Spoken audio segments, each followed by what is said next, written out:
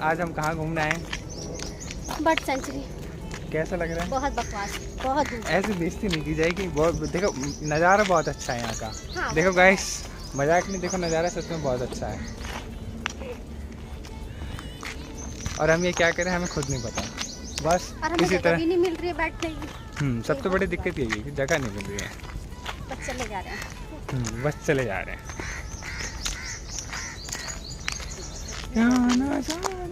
कहाँ जा रहे हैं? देखो आगे भी बैठा हुआ है, कहाँ तक जाओगे?